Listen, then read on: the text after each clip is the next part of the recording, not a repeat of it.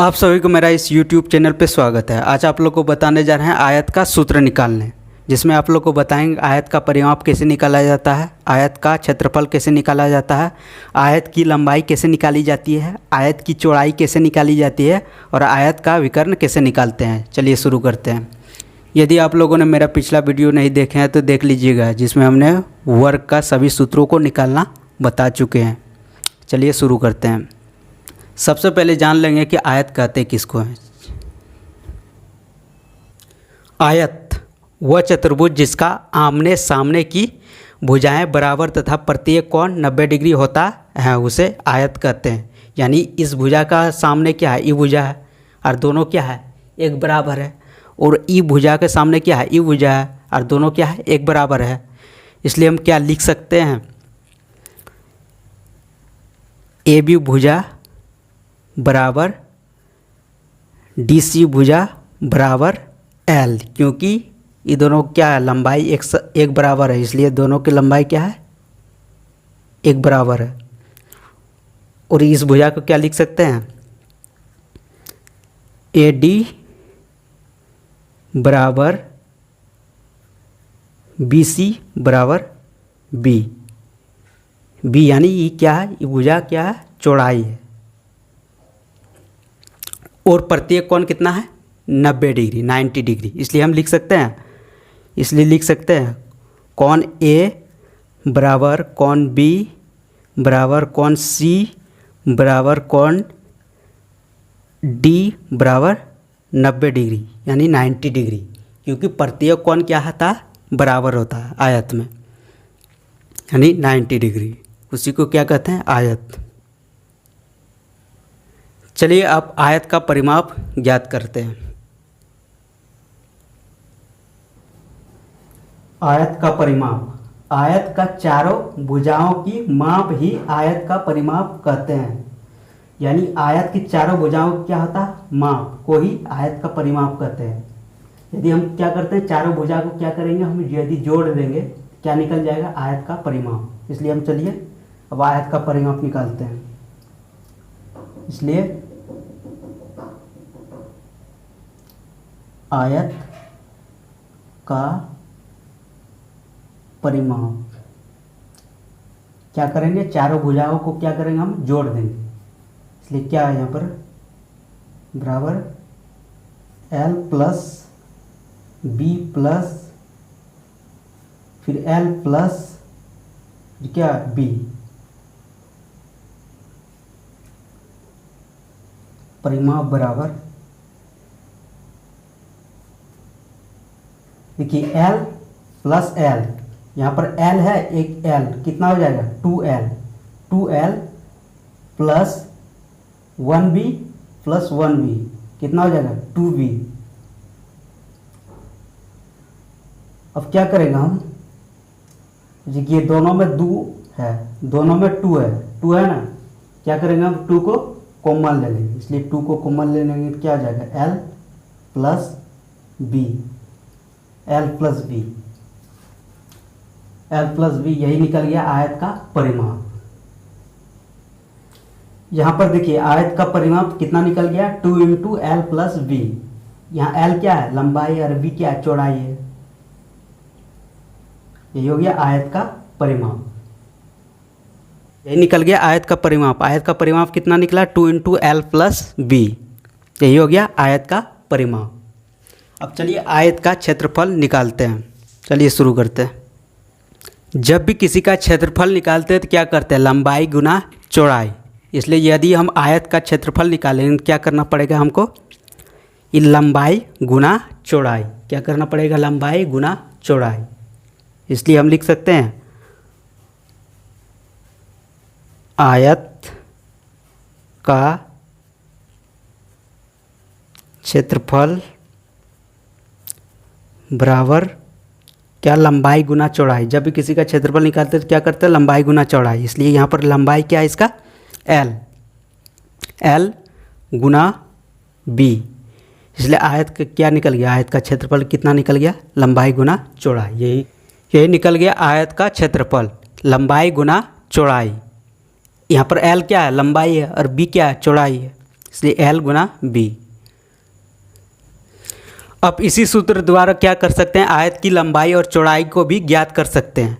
चलिए ज्ञात करते हैं। किसी भी क्षेत्रफल को अंग्रेजी से ए लेटर से दर्शाते हैं, इसलिए आयत का क्षेत्रफल को अंग्रेजी से ए लेटर से दर्शाएं।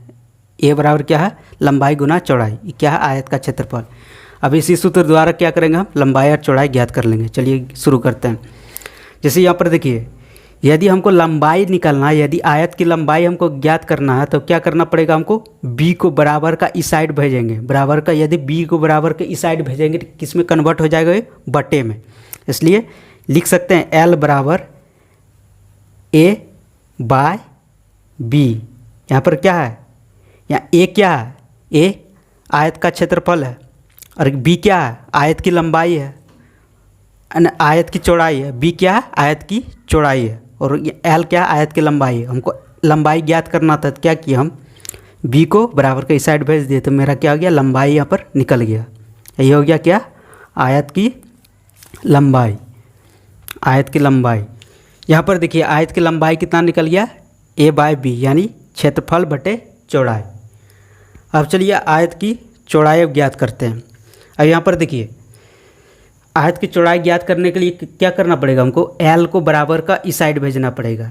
यहाँ गुना में है दोनों, एल को बराबर का इस साइड गुना मतलब भेजना पड़ेगा, तो क्या हो जाएगा, यहाँ पर चौड़ाई ज्ञात हो जाएगा। इसलिए हम बी बराबर लिख सकते हैं। यदि एल को बराबर के इस साइड लिखते हैं तो किस में कन्वर्ट हो जाता है, बटे में बदल जाता है, इसलिए ए बाय एल। और यहाँ पर देखिए चौड़ाई भी निकल गया, इसलिए हिंदी में लिख सकते हैं हम चौड़ाई बराबर क्षेत्रफल बटे लंबाई। और यहाँ पर देखिए आयत की चौड़ाई भी निकाल लिए। जैसे आयत की चौड़ाई कितना हो गया, आयत की चौड़ाई क्षेत्रफल बटे लंबाई, इसलिए इसको हिंदी में लिख सकते हैं चौड़ाई, आयत की चौड़ाई बराबर क्या लिख सकते हैं, क्षेत्रफल बटे लंबाई। ये निकल गया आयत की चौड़ाई। चलिए अब निकालते हैं आयत का विकर्ण। आयत का विकर्ण निकालने से पहले यदि आप लोगों ने मेरे चैनल को लाइक और सब्सक्राइब नहीं किया तो ज़रूर कर दीजिएगा, साथ ही बेल आइकन को प्रेस ज़रूर कर दीजिएगा। चलिए शुरू करते हैं। आयत का विकर्ण निकालने के लिए क्या करना पड़ेगा, पाइथागोरस प्रमेय की सहायता लेना पड़ेगा। और पाइथागोरस प्रमेय किस पर लागू होता है, समकोण त्रिभुज पर लागू होता है। इसलिए यहाँ पर क्या करेंगे, हम एक आयत को क्या किए, यहाँ पर समकोण त्रिभुज में विभाजित कर दिए, यानी बांट दिए। समकोण त्रिभुज में क्या किए, बांटे। आयत को समकोण त्रिभुज में हम कैसे बांटे, यहाँ पर देखिए, बी शीर्ष से डी शीर्ष क्या किए, एक हम रेखा खींच दी। बी शीर्ष से डी शीर्ष क्या खींचे, एक रेखा। यही रेखा को क्या कहेंगे, आयत का विकर्ण। और यह विकर्ण क्या किया, इस आयत को दो बराबर हिस्सों में बांट दिया, यानी दो बराबर समकोण त्रिभुज में क्या किया, बांट दिया। और इस दो समकोण त्रिभुज में क्या करेंगे, किसी एक को ले लेंगे जिसमें हम क्या करेंगे, पाइथागोरस प्रमेय लगाएंगे। इसलिए त्रिभुज DCB में पाइथागोरस प्रमेय लगाएंगे। अब पाइथागोरस प्रमेय क्या है, समकोण त्रिभुज का कर्ण का वर्ग, यानी कर्ण का वर्ग त्रिभुज के अन्य दो भुजाओं के वर्गों के योग के बराबर होता है, यानी कर्ण का वर्ग। पाइथागोरस प्रमेय क्या है, कर्ण का वर्ग, यानी D का वर्ग बराबर होगा त्रिभुज के अन्य दो भुजाओं के वर्गों के योग के बराबर। देखिए अन्य दो भुजा क्या है, अन्य दो भुजा क्या है, एक ई भुजा है और एक ई भुजा है, यानी L का वर्ग प्लस B का वर्ग। मतलब क्या कर रहा है यहाँ पर, समकोण त्रिभुज का कर्ण का वर्ग त्रिभुज के अन्य दो भुजाओं के वर्गों के योग यानी जोड़ के बराबर होते हैं। यानी क्या होता है, यहाँ देखिए ई भुजा का वर्ग प्लस ई भुजा का वर्ग बराबर होगा ई कर्ण का वर्ग। ठीक है, यही हो गया पाइथागोरस प्रमेय, यानी इस भुजा का वर्ग प्लस इस भुजा का वर्ग बराबर किसका वर्ग होगा, कर्ण का वर्ग का। यही हो गया पाइथागोरस प्रमेय। और यहाँ पर देखिए क्या निकल गया, D² बराबर L² प्लस V। विकर्ण को ज्ञात करने के लिए क्या करना पड़ेगा, यहाँ पर देखिए D² है ना, यदि स्क्वायर को बराबर का इस साइड भेजते हैं किस में चेंज हो जाता है, रूट। इसलिए हम क्या लिख सकते हैं, D बराबर √अंडर L² प्लस B²। यहाँ पर क्या है, L क्या है, लंबाई, और B क्या है, चौड़ाई। और डी क्या है? विकर्ण, इसलिए विकर्ण निकल गया। देखिए यहाँ पर विकर्ण बराबर हिंदी में क्या लिख सकते हैं? रूट अंडर लंबाई का स्क्वायर प्लस चौड़ाई का स्क्वायर लिख सकते हैं। यही क्या निकल गया? आयत का विकर्ण। यही निकल गया आयत का विकर्ण। देखिए यहाँ पर निकल गया आयत का, यही है विकर्ण।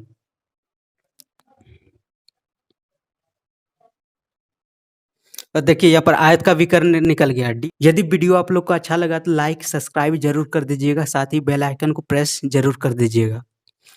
चलिए मिलते हैं अगले वीडियो में, तब तक के लिए जय हिंद जय भारत।